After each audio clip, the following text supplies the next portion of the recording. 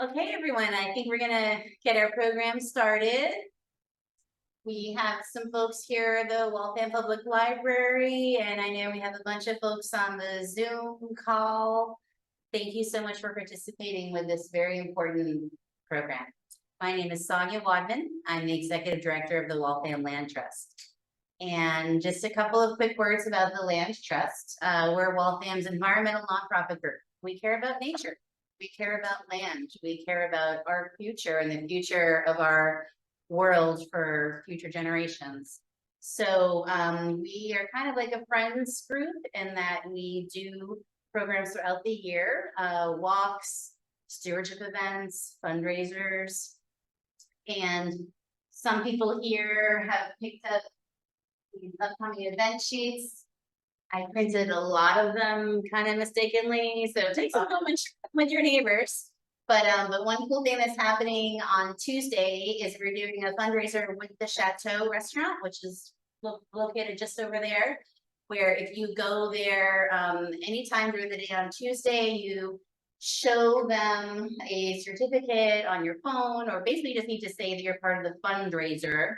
You need to make sure that the words fundraiser are on your bill. And if you're ordering online, there's a place where you can like basically order an item that's called fundraiser. So you want to make sure that you follow the instructions, and then we get 20% of your food and drink sale. So I hope that you guys can make it down to the Chateau on Tuesday. We're going to have a group table at 6 that some people here are going to be a part of. And if you're swinging by the Chateau, come say hello to us if you're there at 6 o'clock. And then later on in the month, Leslie Snedden, who's here in the audience with us, is going to be leading a fabulous walk across Hill Park, where she'll be pointing out ways that we can learn and determine what vegetation we're seeing, what kind of trees and shrubs and plants we might see before the leaves have come out or flowers. So we'll be looking at bark and buds and looking for other vegetation that's kind of in transition from winter to spring. There's only a few more spaces left for that. So if you're interested, you do have to register online, walthamlandtrust.org. The Land Trust is a membership organization. So ideally people become members, and Michael over here just joined us tonight. Yay. Thank you, Michael. So yeah, if you're not a member of the Waltham Land Trust, please consider joining us. Our dues, I think, are quite affordable. It's $25 for an individual, but if you don't have the means, we also have a $15 reduced price. It's the full membership, but it's just $15 if for some reason you can't afford the $25. Then it's $50 for a family membership, and of course there are higher levels as well. As a member, you become part of our group and give us more clout when we're advocating for things like stopping the use of rodenticide or asking for lidded trash cans and things like that. The more numbers we have behind us, I think the more legitimacy we have. So please consider joining our cause. Members also get twice a year a newsletter that is mailed or sent to them electronically, where we go in depth about some of the projects and campaigns we're working on. Oftentimes we have articles describing the history of our open spaces, and it's just, you learn a lot more if you become a member. So I urge you to join us and become a member of the Trust. So today we're really happy to have Heather here with Mass Audubon and members of our Save Waltham Wildlife group. So a group of activists formed, and they're going to talk about their beginnings. Linda Gretz is going to speak on their behalf later on.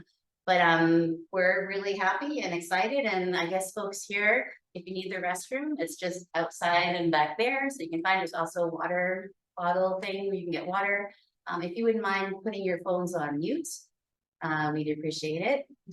And that's that. So yeah, I think I'm going to step aside, and Heather's going to move the screen or the slides. Yeah. And there we go.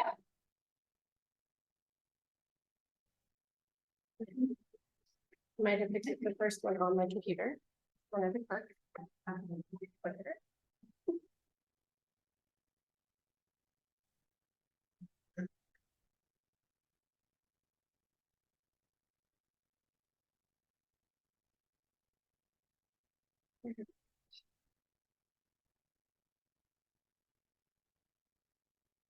Okay, so we're so glad I'm so happy to be here this evening. I really am just incredibly grateful for all the volunteers and our coalition partners like Waltham Land Trust, Save Waltham and Wildlife, who are doing the real work in the communities to organize around this issue. So we're going to be talking tonight about rodenticides. It's a campaign that Mass Audubon is helping support. I am Heather Packard, and I'm the community organizer with Mass Audubon. So my role tonight is to tell you a little bit about some background of what are these rodent poisons that are causing the problems, a little bit about some solutions that don't involve poison because you still have to control rodents. So as an advocate, as soon as you advocate to not use the poisons, the first question you'll get, well, is then what are we going to use? Because we still have to deal with rodents, right? So there are lots of options to control rodents that don't involve poisons. And then I'll talk a little bit about Mass Audubon's role. We're really we're playing a support role to these local groups like the one you guys have here. All right, and then I'll hand it off. So you'll hear really what from Linda about what is already happening here in Waltham. But you do have a group and to join and support that. All right. All right, so let's get started with a story. A story I'm guessing many of you might be already familiar with. So it's the story of MK, a beloved bald eagle in Arlington. But before we dive into her particular story, I'd like to just frame it a little bit with some history. So many of you might remember when Rachel Carson published Silent Spring. I'll admit that I wasn't born yet, but I read it. And it highlighted how DDT was poisoning, it wasn't just bald eagles, but primarily bald eagles were impacted by it. It made their shells much thinner, and the eggs were broken before they could hatch. So the use of DDT had really led to almost a complete eradication of bald eagles. They were very much an endangered species, and it was nationwide, all right? And because of advocates, oh yeah, just like you, volunteers, community groups got together and said, no, this is not okay, right? And it took years to really get, to get big changes to happen. But the exciting news was, of course, in 1972, the EPA issued a cancellation order for DDT. And then eventually, there was a big movement to reintroduce bald eagles across the whole US. Again, volunteers just like you who said, okay, well, so now they're not dying from DDT, but they're not going to rebound naturally. They were at such decreased levels. There was no way they were going to ever rebound to their their historic population levels. So there was a very strong effort by volunteers and supported also, of course, with fisheries and wildlife divisions, but to get those bald eagles reintroduced across the US and right here in Massachusetts. That was a big part of it. And by 1982, there were 70 nesting bald eagles in Massachusetts.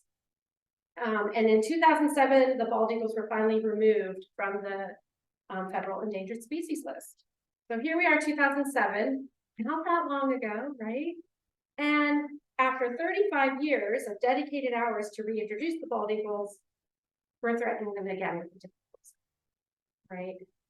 I think it's important to remember, with advocacy, there's a constant need for vigilance, and we are doing this on, within the history and support of many generations ago that already worked on this, and we don't want to. I think it's just so important to honor that work that went into getting us to where we are today and not let us slide backwards, right? So the story of MK, I have a picture here I brought to help people get a sense of these incredible birds. This is a bald eagle. It is not MK, but I have a picture of one that I brought. Because I think it's important to know, these are huge. This is life size. It is a 28-inch life-size picture of a bald eagle. And these bald eagles are range as an adult from 28 to 40 inches. So this would actually be the smallest bald eagle as an adult. And they are truly majestic huge creatures. Raise your hand if you've seen a bald eagle. Yay! I think that was every single person here. I mean, they're just, when you see them, it literally stops you in your tracks, right?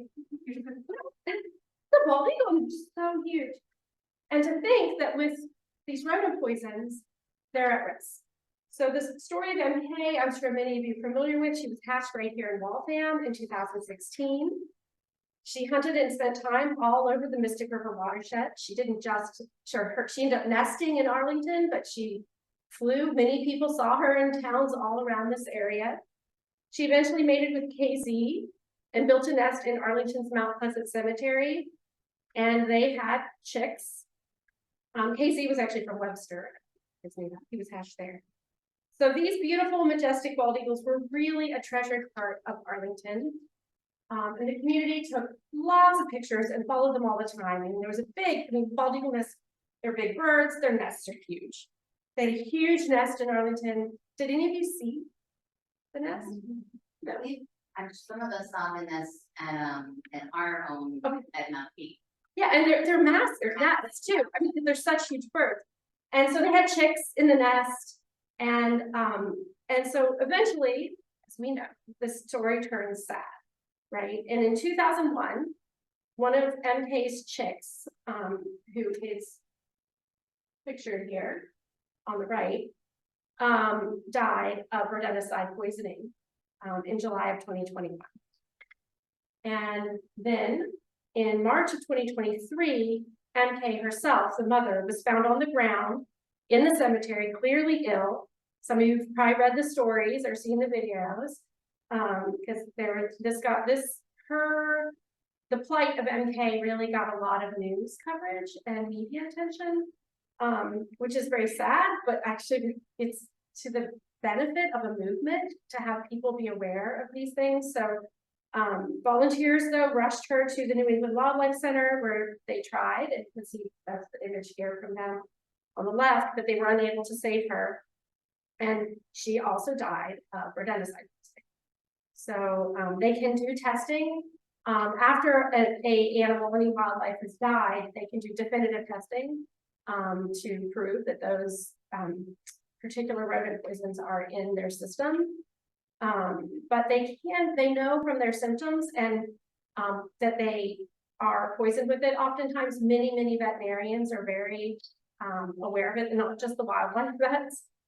They see cases of it all the time and hear about them. So they are very aware that of the symptoms of eschars, and it's incredibly widespread. So this is a really, an incredible story that caught a ton of media attention. But I think the lesson I'm learning as I'm being involved in this is how pervasive these rodent poisons are. And sadly, while this is a very sad story, it's actually being played out time and time again. It's just one example of way too many owls, hawks, fox, coyotes. It's any wildlife that would eat a rodent is at risk. All right. So basically what happens is the rodents ingest this bait that has the poison in it. It is an anticoagulant, so it stops their blood from clotting and eventually will lead to the death of the rodent, but it can take at least 2 or 3 days typically. The rodents don't die immediately. So they go in. I actually brought a box. You can see, this one has never had poison in it. I ordered it from Amazon. And that's the bad thing about these poisons, is you can get them all from Amazon. So this is a box that it's an eschar. It's what eschars would be put in, okay? And this is fake. This is where it would be little round things of poison that are green, by the way. And they would drop them on these pins in here.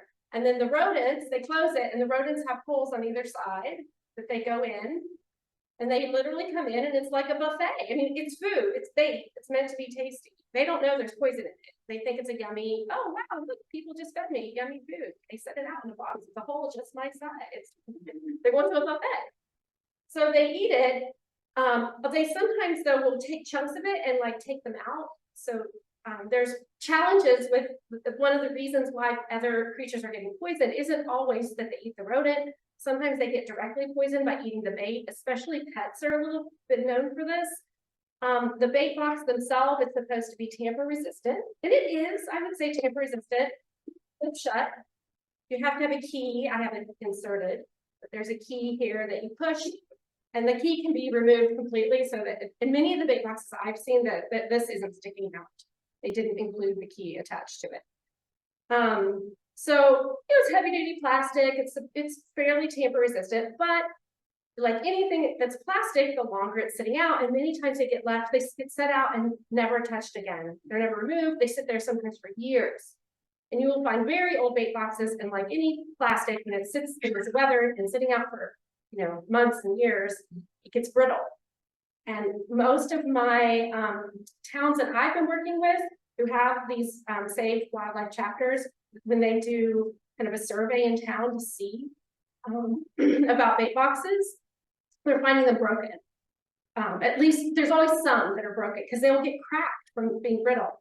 And that's another way that other animals, including dogs, I think dogs are most notorious for getting into them because it's food. Remember, it's a buffet. It's yummy. So dogs will eat anything. So they'll get into it and eat it. And they're not secondary victims. They are primary victims. They're eating the poison directly if it's a pet. The MSPCA has said they have just in their one veterinary clinic that they have in Massachusetts, they see dozens of escar poisonings in pets, cats and dogs every year. All right, so wildlife are at risk, but so are our pets. I often think of it, I have kids, and I think, oh, I'm so glad I don't live near someplace that has escar boxes out because my cat definitely has gotten rodent. She gets mice and you'd be a goner if those mice were.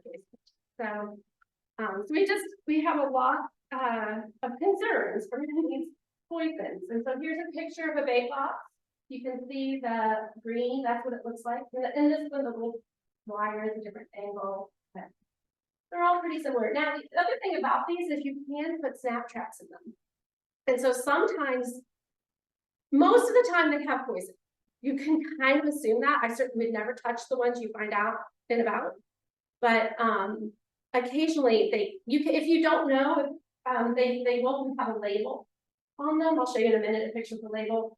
But if they're unlabeled, you don't know, and you can ask the owner of the business that it's beside.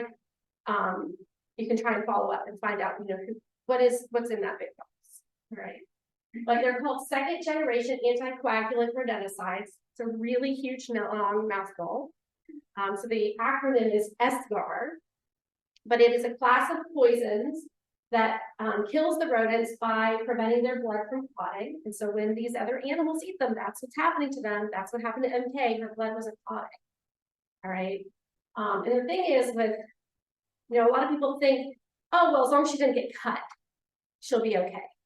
But wildlife rehabilitators will tell you that they can actually know escar poisonings have happened to their animals that they get because their skin is completely bruised because our small capillaries are constantly like busting a little bit and repairing and clotting and repairing. I mean, it's happening on a constant cycle in our bodies and we don't realize it. That's just how mammals are made, right? And birds. So when these animals come in, they can look under their feathers or fur and their whole body will look bruised. So there's this internal hemorrhaging that ends up happening. It's most often internal that they end up dying from. And it isn't necessarily some big trauma that then they can't clot and heal. It's just the day-to-day life that will cause them to bleed out. So they're banned for retail sale. You can't get them at like Home Depot or Lowe's or Ace Hardware, but you can get them from Amazon. All right. And yes, they're dangerous to pets and children as well. That's why they have there are laws about them. They do have to be in these tamper-resistant boxes. They weren't even in those originally, but advocates help make that happen. And so now we have tamper-resistant boxes. But they are widely used by licensed professionals. So you call a pest control company because you have mice or rats, your rodent problem. And really the first thing they're going to do is put out these boxes. So I took these pictures myself in my time, right? And so, you can see this, the one on the left was taken by a completely overflowing dumpster behind a grocery store. The other one is unlabeled, and that was by a realtor agency. It was like a pristine location. There was like a pretty little bush beside it. There was no trash. I was like, what the heck? Anyway, and you can see their labels should say, it should say the name of the pest control. They're required by law to have labels if there's escars. When they're sitting out for a long time, sometimes the label goes away, or and then in some cases they didn't even put it on it in the first place. And they don't always follow the pest control codes, but usually they do. And it will say the name of the company. It should always say the active ingredient in the box. And you can see here, the active ingredients, if it includes these 4 chemicals, those are the 4 primary chemicals in the class called escars. These are all anticoagulant rodenticides. They're, going to cause the animal to not clot. And they are the chemicals that are in that class. And you can actually see the bottom one in the list is on that label behind the grocery store in my town. And I'll warn you, now that you've seen this presentation, it's one of those things, once you see it, you can't unsee it. I cannot believe how many bait boxes I see now. And I never noticed them 8 months ago before Mass Audubon joined this campaign. So they really are kind of everywhere. Every time I walk past a dumpster anymore, I just, my brain, I can't stop it. It kind of looks for the black box, Did you have a question? I was gonna say that, also they come looking like a rock. Oh, yeah. I've seen them around shopping malls, and, where people are trying to look all fancy and hidden, that it's a rock. Yeah, so there's like a gray one that is used in by landscapers, and it was a plastic fake gray shaped rock looking thing. I don't have an example of that here, but you're right. They have those never have these, but the babies bottom. I don't touch them. I think, but I wouldn't touch them. I mean, these are really dangerous chemicals, so I would not be handling them. And even the pest control companies are very careful. All right, so we know wildlife at risk, including fox, right? It isn't just raptors. Raptors are uniquely vulnerable because such a high percentage of their diet are rodents compared to other animals. Like a fox would eat, they'd eat rodents as well, but they would be more likely also than a bird maybe to get rabbits and other creatures. These raptors are really, really targeting rodents heavily for the bulk of their diet. And so that's why we're seeing the raptors in particular are being impacted by this poison. But I just went to a presentation by Jane Newhouse on Saturday in Lexington, and she's a wildlife rehabilitator from Chelmsford. And she's a fabulous presentation. If you guys in Waltham ever want a totally different from my presentation, like a really cool one about animals, it's such a good educator. It was really engaging and funny and sweet and sad and made you love the animals. Really cute videos. She had fox. They come in and was talking about how the fox, they knew the fox was likely poisoned with escars, even though it wasn't bleeding out and dying from it, because they're getting a lot of these mammals with really bad mange. And it's because their overall immune system has been depressed in some way and is being impacted by the escar poisoning. And they get terrible mange to the point that fox wasn't eating, it was like bone thin, it had almost no hair, it was terrible. And they draw its blood, because again, you can't definitively test without checking the liver. And they can't test for the actual escar without the animal being dead, right? So what they do instead is they draw its blood and they just check the clotting rate. And they know normal clotting rates for a fox is 2 minutes, and this one that she called Phoenix, because it was a happy story. He rose from the ashes, right? But it took 10 minutes for his blood to clot. And so they provide a natural coagulant, which is vitamin K. And all the vets, you could go to I asked my cat vet last time I was there. I was with my cat, normal everyday vet, pet vet, right? He's a pet veterinarian. And I said, do you get these? And he's like, oh yeah, every week we get a call. Sometimes it's a wildlife, sometimes it's a pet, but once a week at least, he said, we get a call. Now, we don't take the wildlife, they send them to Tufts or wherever, but people don't know what to do when they find them, right? And so you call your vet. That's what you do. So then these vets would send them to someone else. But he said, even those vets, because the pets, all vets keep this vitamin K on hand because it's a natural coagulant to offset the anticoagulant that they've been poisoned with, but it stays in their bodies. She said, Phoenix, it took him 2 weeks to start clotting at 2 minutes. So, I mean, it takes an enormous amount of time and effort to, if you even can say, if the poison isn't at a dangerous, deadly level, which sometimes they are, we know these birds are dying sometimes before anyone sees them, right? They're just there on the ground. Rehabbers are picking up dead birds a lot. But they try to rehabilitate them with the vitamin K. And you're lucky, like Phoenix was. 2 weeks later, his mange was gone, he was healthy, he looked great, and was released back into the wild. But lucky for him, he found a fabulous rehabilitator who would do that. So it's becoming very invasive into our whole food web and ecosystem. 100% of red-tailed hawks that were tested at a Massachusetts clinic had eschars in their system. There was a bald eagle study that found 82% of bald eagles had been exposed to rodenticides. There's a recent study that came out that showed river otters have it. So it's one of the reasons we've been partnering with watershed groups. I know we have here at Charles River Watershed. It's animals that don't even eat rodents, right? It's starting to get into the food web. They're showing signs of eschars in all kinds of animals. So hundreds of raptors, foxes, and coyotes, dozens of pets every year in our clinics. There isn't a really solid tracking. There is a group called Earthwise that's starting to try and do some tracking. So that's something if the volunteers wanted to help with when they do their eschars, they can track the box locations, but they also are trying to track any animals that are suspected of eschars, so that we start having some data, because there's not really clear, but we know it's a lot greater volume than the few stories anecdotally that we hear, right? So some tracking needs to be done. So hopefully that Earthwise efforts will help. What are the other? So what do you do, right? You're not going to use eschars. Let's hope we get there. Let's not use eschars, but we got to have an immediate before you convince anyone. You're going to have to say what to use instead.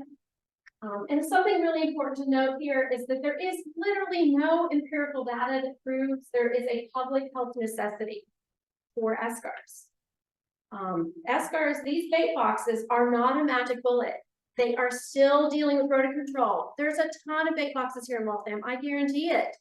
Some of you have probably seen some, right? Seen some bait boxes? Yes, right. But have you also, do you happen to know that there's some rodent issues in your city? Probably, right.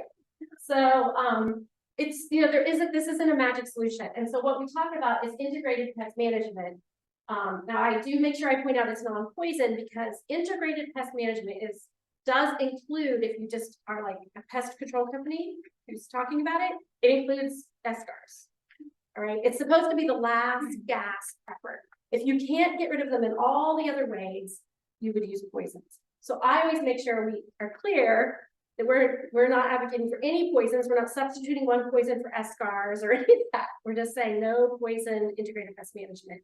Mass Audubon has 21 nature centers with staff facilities. We have farms, we have commercial kitchens. None of our facilities use eschars, and we do not have a rat disaster or mouse disaster, and a lot of ours are very rare. So, but we have urban ones too. I just visited Broadmeadow Brook in Worcester, downtown Worcester, 400 acres. I mean, it is downtown Worcester though, and they do not use eschars. They actually had a rat infestation that happened last summer in the basement of one of the nature center buildings. They did not use poison. They used a variety of integrated pest management techniques, a variety of them, figured out where it was coming in, all these things, and they solved the problem. It took 2 months, and they don't have rats at all. Now they're battling some mice, but it is rodent control. There's never going to be none. All right, and remember, they're only a problem when they're pests and in your spaces, right? So if you guys are pretty urban settings, you kind of probably almost never want them. But if they're in the woods, mice are normal in the woods, all right? So they're not actually a pest until they come into your house. Well, the valuable point is that they're a part of the food chain. Yep. We're not interested in eradicating anything, Yeah. because we need them. Yeah, and I mean, the owls eat like 1,400, on average, 1,400 rodents or mice a year, 1 owl. So, you know, there is a group that I saw you had some flyers called Raptors Are the Solution. They helped organize in California. So California has a ban on all escars in that whole state. And Raptors Are the Solution helped make that happen. They're based out of California. And their title says it all. You know, we're literally, with these poisons, killing the solution to the rodent problem, right? So there are 3 categories of integrated pest management: exclude, starve, and target. And they kind of go in that order. You start with exclude. So there's all these pests or pests out here, and you don't want them in your house, right? Again, they're not a pest until they get in your house. If you can have a really, really good exclusion program, and interestingly enough, again, at Broad Meadow Brook, where I was at yesterday, one of their buildings was new, brand new, oh, fairly brand new, like 5 years ago, but built by us, you know, never seen even a mouse in, because it's solid. And they have the old house that was built in 1882 or something. They've been struggling with mice, right? So exclude really does work if you can do it and do a good job at it. And they are working at one of those old houses. So this, I think, do you have this? You have a flyer from me. This is one of the flyers from rats about rats in your house. What do? Now, some of these solutions are more for, I think, commercial, and some are probably a little more for home. I kind of mixed them in here. But everyone should seal rodent entrances. And one of the ways in a commercial setting, especially, and we do this at Drumlin Farm, one of our learning centers in Lincoln, we have a pest control company who comes, and in order to monitor the rodent activity, they actually have a plastic black bait box. I think I had a heart attack the first time I saw one. We had to go and talk to the property staff there and find out what was in it. I was sure it wasn't escars, but I was like running to find them. So like, oh my gosh. And it's not, it's this. It's a type of bait. It's not poisonous at all. It is just food. It doesn't hurt the rodent at all. It doesn't poison anyone else. There's no poison. It just makes the rodent droppings glow under black light, so that they can tell where the infestations are and know where to put the snap traps. And so the pest company they put out snap traps in boxes like this. So some of the boxes had snap traps in them because we have a lot of kids there, so we don't want to mess it. But they wanted to, you have to know where to put them on a big property like our farm, right? And lots of buildings and stuff. And so they use different type of bait, but for monitoring purposes. Non-toxic repellents is an option. There's a peppermint spray that is even used at Broad Meadow Brook. There's all different kinds. I think Ipswich Sanctuary used as simple as hot pepper sauce on their wires of their trucks were getting eaten because it has that soy product in the wires on trucks anymore, or cars. And so if you get mice in your car, instead of poisons, you can put hot pepper sauce. They don't like the peppers. So you can look for repellents. All of that is to keep it out of your space. Starve them, got to deal with trash cans. And this is a big one in Waltham, it sounds like. So we need to really make sure that you don't leave food out in your homes, have things covered. Bird seed. We all love the bird. I mean, I work for Mass Audubon. We love birds. I do bird feeder. But you know what I do? I take it in it. I got a type of bird feeder that just pops off really easy. And I put it in my garage, and I feed the birds by day, and I do not feed the rodents by night, because rodents are nocturnal. So you're not out there watching. That bird feeder is busy, I guarantee you, all night long with rodents. It is literally a huge food source. Like, they are super happy about all those bird feeders left out. If you put a camera on it, you'd see a ton. All right. So birds see, I mean, we love those animals, but you gotta be careful. And so even our nature centers do that. They bring in the bird feeders at night. A hassle. If you love your birds, you'll do it. And then the garbage cans themselves, they have got to be rodent proof. You got to have lids, they got to be closed. I mean, even as simple as like some of the sanctuaries have put like a brick on top, or things to try and make sure you have heavy duty plastic or metal cans so that they aren't, because they will definitely eat through the lighter weight plastic trash cans. I think we were just chatting about that. Mine has a hole in them. Someone here said the yours does too. Where you have trash cans without holes in them, or you're feeding those rodents. All right, which is why if Somerville issued brand new trash cans to everyone, all the residents of Somerville, heavy duty rodent-proof trash cans as part of Somerville's integrated pest management plan. And I think it would be fabulous. It might be a great strategy to work on. So we can't have compost. It has to be in a container that the animals can't get into. So like compost bins Yeah. work. Yeah. If you're in an urban setting, rural settings are different. You know, I mean, you still get the rodents, but are they a pest if you have a huge compost pile that's like, because I worked on a farm, I had a huge compost pile. We had huge gardens. I was in Rutland, Massachusetts, though, on that farm. And we didn't consider the mice, and we did do non-escar IPM around it to try and control the rats, because we didn't want them in the house or in the kitchen. But they really aren't a pest in a huge compost pile of farm, right? Because they're part of the whole system. They're breaking down the stuff. I mean, there's a balance that has to be struck. There's a reality, and as soon as you talk to anyone who does rodent control, they're going to tell you that. You know, it's rodent control. It's not rodent eradication. You're never going to get rid of it. So on a farm setting, it's very different than an urban. You also can do composting services. I use Black Earth. Yeah, Black Earth compost at my house in Concord. But that's fun, you know, not everyone do that, and it's probably not everywhere either. Sounds like it's here though. Yeah, you can get it here. Yeah, and they pick it up like trash once we. It's a cute little way, like a little trash can. All right, so then if you can't exclude them, and you can't starve them, because we know they'll still exist, we're never going to eradicate them. We don't know. At some point, you're gonna have to target them, right? That's just the reality of it. And certainly in urban settings, or if there's a huge compost pile on a farm, you know, like rodents exist in nature, so they're going to be always needing to be dealt with. And so integrated pest management means you start with exclude, and you have really clear strategies for that. You look at starve, you make sure you have clear strategies for that.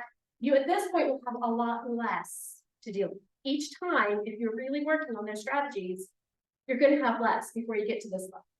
But reality is there'll still be some, okay? And so then these are the techniques that Mass Audubon's recommending. Snap traps. There are big commercial ones that can have multiple traps in it. Pest control companies will do it, and they'll put it in boxes like this that are safe, and they'll monitor them. It is more labor because they have to remove their dead rodents, and it's not like the rodent runs off like they do with the escar boxes, right? And dies someplace else. So they have to remove it. So there's a labor to it. Live traps, I think, are more realistic right for homes. I have 4. I have 2 cats, but they weren't keeping up. So I had to get some live traps. It's a little tricky. That if you have to go 2 miles to drop a mouse before it comes back to your house, is what they say online. And you don't want to drop it at your neighbors either, or some other person in the road, you know. So you have to be careful about live traps and where you're getting rid of them, but if you can't do a snap. One winter, my house in the woods. Yeah. One winter, I counted 52 mice, and my kids a lot of times, and my kids kept saying, "Dad, those are the same mice. They're coming back." Because I kept dropping them in the woods, but I wasn't dropping them. I don't do it far enough. So they kept coming back. I kept 2 miles. I had to Google it. I didn't know it 2 miles. Yeah. was 52 mice. I just heard a story yesterday at one of our nature centers. We have a place that has a commercial kitchen, and he said he took the live trap rat. It was a rat, and it was in their commercial kitchen, so they were really working hard to get rid of them, right? And he took it out. He walked like a half mile away and set it down, opened it out in the woods, set it down. He said it practically followed him all the way back. And bring it back. He said it went right. He literally watched it go back in the kitchen. Oh my god. So yeah, distance matters. Rats might be further than mice. You can Google it. Electronic traps are something that we've been using a few of. There's different there's little ones that you can use in your house. There's bigger versions that will do a whole bunch of rats. There's even fancy ones that the commercial setting can use that dumps them into a bag or like a bin on the side, right? So that they can do, you know, a lot more. And that's what, I know electronic traps there's been efforts in Cambridge and Somerville. And their IPM strategies, they've been using those. But we had them at Broadwater Brook, and they're just like little, like the ones you would have in your house. That would, and the lady there actually just yesterday was telling me that she had 2 mice in it just like a few days ago. But so I thought it would be 1 mouse only, it looked small, but these are small. So they managed to squeeze 2 in there, and they both were like rodent contraceptives, which I was cracked up when I learned about these about 6 months ago. I was like, are you kidding me? What are those little cheap pills? Which I knew it wasn't, but I Googled way too many weird rat videos lately. I've been studying all these things. I'm like, what is this? Rodent contraceptives. There is a food version and a liquid version, but so there is a bait box version of it. But they also do it in like water, where they drink it like you would have in a rabbit hutch, those little like drinking things that they would drink out of the bottom. But either version, it has both male and female contraceptive in it, and the rat or whatever it drinks it would not would be infertile for 45 days. So this one, I think it's a really interesting one. There is, all of these aren't perfect. That's why you want to get rid of as many rats before you get to this level, because all of these have some chance of some other impacts in the community, in nature, right? In one way or another, with wildlife, whatever. Like, would a chipmunk become infertile if it eats that contraceptive? There is not any studies that I could find online about that to really definitively say it. Of course, the companies that produce it say no, but you don't believe their research. So I haven't been able to find any verified research that is independent that says that they don't impact wildlife in some way, but they aren't. It's still, again, if you get to this level, there has to be a real solution for a town or a city, a big commercial, a restaurant, you know, something that really works. And so Mass Audubon is saying this is one, it is not going to kill a bald eagle. All right. CO2 traps, I think that's more commercial. I saw again way too many YouTube videos them putting big they make tree pits in like the cities that you know, where there's like that one tree, so there's like 1 square of cement in the sidewalk that has dirt, and everything else in like New York City is going to be cement, right? So the rats like those squares of dirt because it's the only place they can do real big burrows underground. And they like that, and rats do naturally burrow in the dirt. That would be in the woods, that's how they live. So they burrow in those underneath those trees, and they call them tree pits. And there'll be like 4 or 5 big holes about like this big around the tree. And there's a bunch of rats in there. And so they will clog up all the holes with like rocks and things. And then they take a machine that actually produces CO2. And they put a big hose down the one hole they leave open and just pour CO2 into the burrow, and they suck. So it's fairly painless, and they aren't dead laying all over, and they're certainly not poisoned. In a big city like Boston or New York City, I'll be very surprised if our new Boston rat czar, have you guys heard? Rat czar in Boston. New York City's had a rat czar for a while, because guess what? These Escar boxes aren't a magic bullet. They're still struggling with rodent control in New York City and Boston because it isn't fixing it. So they're having to deal with rodents. So they're now looking at integrated pest management and all kinds of things. And so they've been doing a bunch of CO2 traps in these tree pits in New York City. I haven't heard that they're done any in Boston yet, but I would be surprised. They were actually really successful in New York, and they've moved it along. They did it in one area, and it was so successful. Yeah. Rats, from what I understand, don't really travel from Manhattan to Queens, right? Yeah. They stay in their own little area. So they're moving it along, and that's, you know, And that's amazing, isn't it? It works. it works. Yeah. Dry ice is something you can do at home. And you can do the contraceptives at home. I have one of the volunteers with Mass Audubon who's working in this campaign in Newbury had it. A pest control company, she said, I won't do any poisons, but I am having really bad mites. And they put in little contraceptives. So they have home versions of that one. But dry ice is one I definitely have seen used at home. But you can ask a pest control company to do it as well. And I saw it done in like the cities as well. Like in New York, there was a video. And they basically, similarly, there's like the holes in the ground. And you don't clog any of them. You just pour, like, you get a little cooler with dry ice and you just take a big spoonful and fill the hole until it won't go in anymore. And put some newspaper on top, like balled up down in the hole. And the CO2 is, I mean, dry ice is CO2, it's just frozen CO2. So once it melts, it does the same thing as the previous one. It floods the burrow with CO2 and they suffocate. So both of those are very similar in the end, but dry ice is a little more like user friendly for a home. If you were having trouble in your home and you knew you had some raffles. I also do have a link I could share with you guys. It's in my, we have a Rescue Raptor toolkit that has like every resource and tons of info. It's a Google Doc. You can share it with everybody and anyone. You can share it with anyone you want.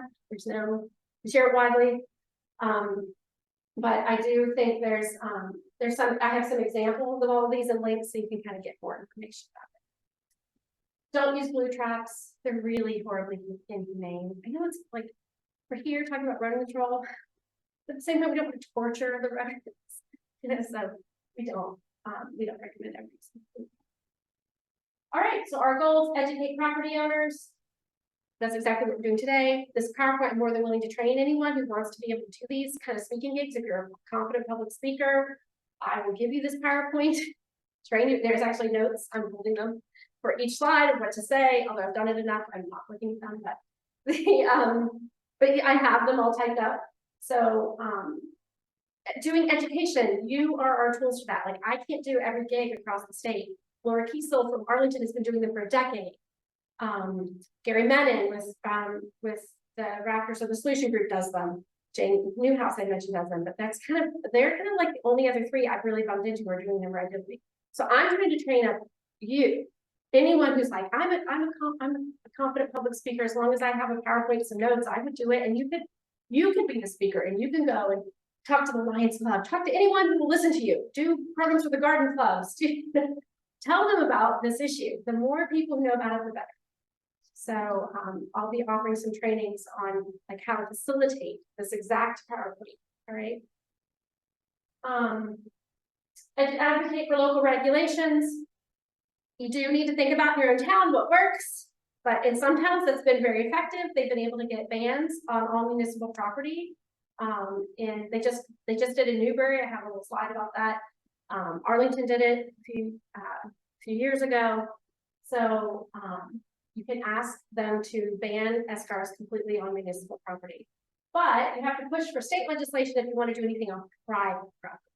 Because the state has laws that says towns and cities do not have the authority to ban escars on private property. They cannot regulate private property. But you can ask for an exemption to that state law. And so Arlington and Newton have done that. Arlington's actually just got out of committee, or not Arlington, Newton's just got out of committee, and we were so excited that it did. We weren't really sure that they would. We kind of thought of filing these, they're called home rule petitions. That's what this piece of legislation is called. It's not a petition like you think, here we are, community organizing. You think petition, you think, oh, grab signatures. It's not that kind. It's more like it's a bill, it's a resolution. And so it is something that the state uses as a tool, a mechanism to ask for exemptions from state law. Towns do it. They do it for lots of other things. The state legislature and town officials actually are very familiar with this concept of home rule petitions. So Arlington and Newton have asked for an exemption to the state law so that they can prohibit escars on private property in their town or their city. Does the state care? Well, so here's the thing. That's a great question. Does the state care? I don't know if people on Zoom heard it, but we were not expecting that the state would actually let that bill, because once it's filed, it's a bill, like any bill, it has to go through a whole process to become a law, right? And our legislators have to deal with it. So the downside is if one town or two towns do it, probably they don't care. That was what we thought. Mass Audubon, our director of legislative affairs, who's like our insider, who worked in the State House for years, was like, he did not expect anything to come out of committee. He thought it would die in the joint committee, which is part of the process of how a bill becomes a law. And just I think it was last week, right? February 7th was the deadline. The Newton bill came out of committee. It got a favorable report and it went to the Senate. So we're just stunned and so excited because there's a chance to create a precedent. If Newton's ever actually passed and got signed by the governor, And Newton was able to restrict on private property SCARs, that's huge. We still are a little bit pessimistic that it would. And the reason we're still advocating for this is that what we're hopeful for is we have seen on totally separate issues the success with the strategy of home rule petition, requesting exemptions from state law on other topics, if a bunch of cities do it. So it's more of a statewide strategy.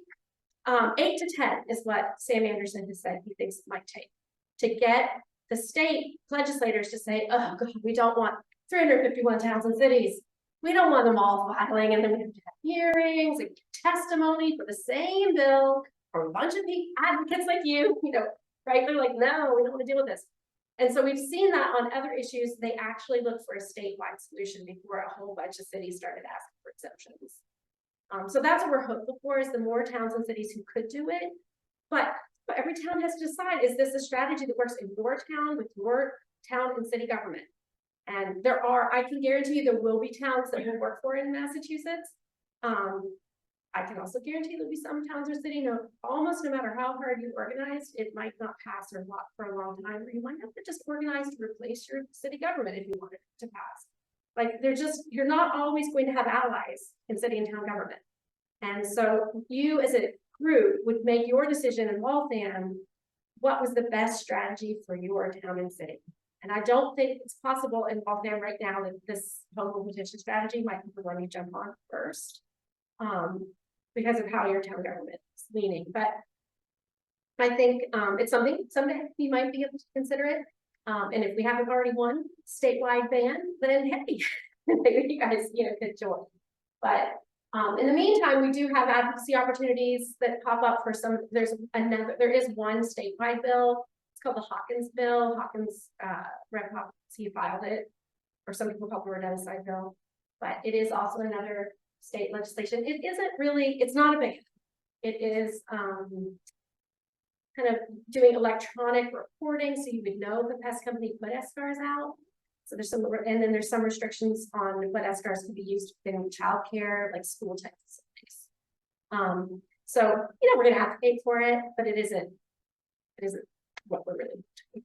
All right, but we'll have opportunities to advocate for anything that does come before legislature. We share that out as our Rescue Raptor campaign, and your volunteers get those, so we get them and be able to know, oh, today's the day to email my senator to say, vote for that Newton one, even though you don't live in Newton. It's going to matter to all of us if they could ever make that work, which would be so ridiculous. All right, Newbury 1. Yay. And okay, you have to delete me from this picture because I am not one of the Newbury volunteers, but that is how many volunteers it took. That's it. That's the Newbury group. And interestingly enough, only 3 of the people in that picture, so half of them, live in Newbury. So that, we invite advocates from other nearby towns who maybe don't feel ready to launch campaigns. So even if someone's on this call or in the room who's not from Waltham, I certainly would encourage you, if you clearly live close enough, to consider joining and working alongside the Save Waltham Wildlife folks. It gives you a chance to kind of see how it works, learn more about the process. And the person who, if you were actually talking to town government, that's only a little bit of the tactics that you might use. Yeah, she would need to have a Waltham resident. We're ever going to go talk to a city councilor. But most of the work is community education, this other work. You don't have to be a Waltham resident to talk to people about SCARs, right? So I certainly encourage you to join Save Waltham Wildlife. And a small group of persistent and polite volunteers made it happen. And they in January unanimously voted in the select board to ban SCARs on municipal property because of these 6. Right. So now they're working on the warrant for a home rule petition, and their town meeting is coming up. I think it's next month. So they're going to have won everything they needed to, except for continued community education. And I'm going to be recruiting them to help neighboring towns. Newburyport, right next door, is thinking about launching, and it's a city, it's a different. It won't be, I think, as easy. So they, I'm going to recruit them to help out. All right, what do? We facilitate campaign meetings once a month. It's next Tuesday. That has like the leaders of these campaigns, people who are kind of involved come. Some of your folks in the room here have been at them. I do them once a month. It gives, sometimes there's like a training component. I'll have a guest speaker or something. It also gives them a chance to themselves to kind of share what's going on, what's working, what's not in their town campaigns, towns and cities. I do an orientation, which is next Thursday for new people. It is literally this PowerPoint, so nobody here needs to ever attend it. But I do it virtually once a month, so anyone across the whole state can catch, get this information and join this work. I have a toolkit with lots of information. So the link to that will be shared later, and I would love for you to spend a little time looking at it.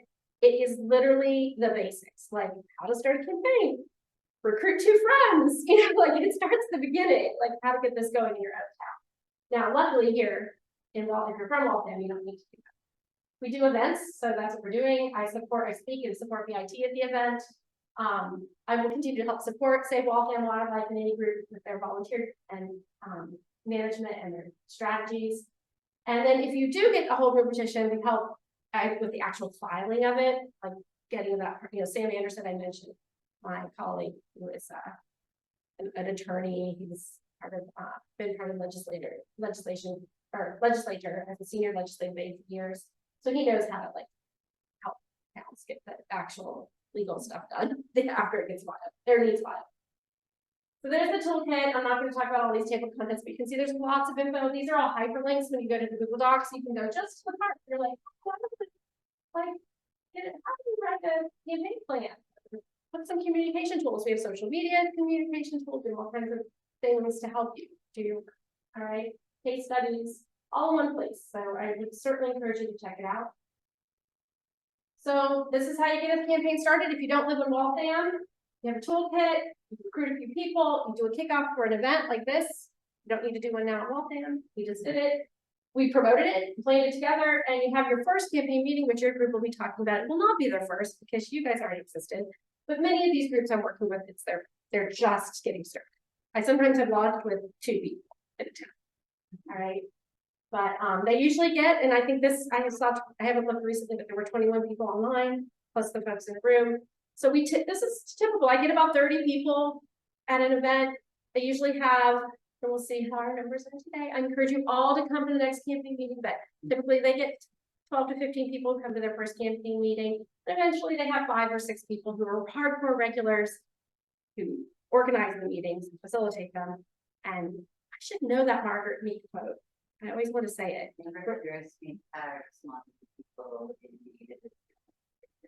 Yeah, never underestimate the power of a small group of people, because indeed it's the only thing that makes change or whatever. So that's what it is. I mean, that's who we're here, Mass Audubon, to support. The broader group who are willing to do a click on an action alert, occasionally attend a meeting, pop in and out. We know volunteers have a variety of commitments in their lives that you're juggling, but in the end, we're hoping to find that core group in every town and to support Save Waltham Wildlife today to build their core group. All right. So I'm going to hand it off to Save.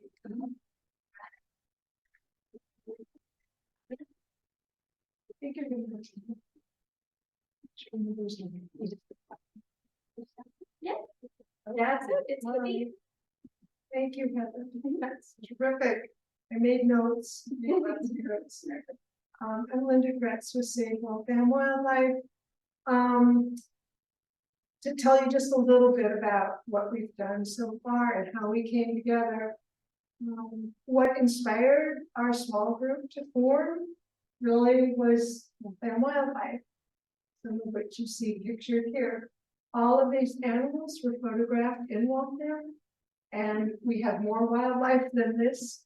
We live near Prospect Hill Park, and we have heard great horn screech and barred owls calling from the park. We have seen all of these animals actually pretty much in our backyard, except the bald eagle. I've seen them. So this is our inspiration. We came together a little over a year ago, and our mission is to save Waltham wildlife by reducing the need for and eventually ending the use of eschar rodenticides in the city of Waltham. And we're working to achieve this goal through education, advocacy, and promoting alternative methods of effective rodent. So how did we start? Well, it turned out those of us who formed the group happened to go to Laura Kiesel's presentation in Lexington, Massachusetts in February of 2023. This was right after MK died. And we all had quite an affinity for the bald eagles that lived at one time in Mount Peak Cemetery and nested there for several seasons. We wrote individually and as a group to the mayor, to city councils and other city officials, and they expressed our concern, asking them to stop using escars on city property and at construction sites, asking them to find ways to contain and keep out the rat population, provide lidded trash, secure lidded trash bins to all residents, install big belly trash receptacles on Moody Street. You probably have all walked through towns in their busy centers where you've seen big belly receptacles, right? Moody Street is known all over for its wonderful restaurants, right? Do we see any big belly trash receptacles on Moody Street? No, we don't. And the other night I'm walking down Moody Street, and I see somebody's chicken bones tossed on the ground. And the rat and the bait stations along the street. That's another story about those bait stations. And then also asking the city to please employ alternative means for rodent control, including the use of contrapest. There are some really good studies on the success of contrapest, contraceptive for rats, limiting their population. I would not want to see contrapest used on white-footed mice, which are wild mice that might come into your home, and the raptors need them for food. We don't want to do anything but the rats, yeah. So we attended key city council and city council committee meetings to express these concerns. And we thought actually we might have been making some headway. We printed flyers in English and Spanish. We printed posters for Earth Day. We manned a table that day. We hosted Laura Kiesel at Waltham Public Library in May. We invited all city councilors and the mayor, as we did tonight, to please attend. This was an election year last year, so Mayor McCarthy actually was there. We hosted, the Waltham Land Trust hosted candidates for forums in the last election and included specific questions about managing rodents in their questions to the candidates. And then throughout the year, though, as individuals, we have all been doing things that are really important. So I do want to stress that being a part of Save Waltham Wildlife, don't say I can't do it because I don't have time to go to meetings. Well, you don't necessarily have to go to meetings. There's a lot you can do by talking to your neighbors, by passing out some of the literature we have, by talking to people in different organizations, by reading the paper. I recently found something in the New York Times that kind of shocked me. It's Wirecutter, and that's a free column that you can read online without paying. And the headline was something about, well, I won't go into the flies, but he wanted to get rid of flies, and found that the problem was dead rats. And then he put a link to buying escars on Amazon. Look what I found online. So I contacted Laura, and I contacted RATS. By the way, RATS, the Raptors are the solution, the national organization. They will respond to you. So it doesn't matter. Tell them what you care about, information you want. You need handouts, they'll pass it on to you. And you know what? Laura got on it. She got in touch with the editor at the Times for that column, and they printed a retraction and they took it. So you can do things sitting at your computer online and searching and reading. It's amazing what you can do. So I encourage people to get involved in whatever way you possibly can. We also going into many ways you can help that really leads into this, into that. That's one of the many ways you can help. But you can contact your ward counselor. Please express your concern. Contact all the counselors at large and the mayor. Write them, email. There's emails right on the city website. You can email them. Express your polite and respectful concern. I thought that that's how you wrote persistent and polite. That's real important. And attend our next meeting, which is Thursday, March 28th at 7 o'clock. It'll be hybrid also, but we will discuss community outreach. We feel for Waltham right now, it's really, really important is education. We've got to talk to people. We've got what I don't know what word to use about the city government because I have to be careful. But we're concerned that maybe when they said they were doing a Contra Pest program and put that online last year, right before the elections, and now we can't find any evidence that that's what's going on, and nobody will tell us that that's what they're doing. So we're not sure. We're not sure, Diana. Do you know? The mayor said she wasn't also gonna have SR on municipal property. Did that get all of the? They said, oh, yeah, and actually, they did say that, and I think that they're not, I don't think they're using Contra Pest. It may be that they're not using pesticides on city property. They did tell us even at the meeting in the Economic and Community Development Committee oversees funding and the Department of Public Works or Consolidated Public Works said they do not use SCARs on Moody Street because of concern of pets and children, and none of those are labeled.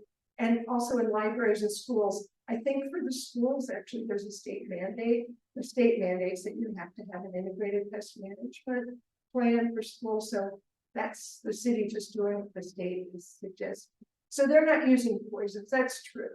But we're a little concerned about the Contra Pest option, but we're not sure that the city is pursuing. We're not sure what other options are being pursued with. So that's something we'll be following up with. We want to do bait box surveys, and that's where that comes in. We've got a whole list actually of all bait box locations in Waltham as of 2021. And a real good training demo from the people in Woburn, which is great. So we're pretty close to being able to just get going on bait box surveys and training people on it.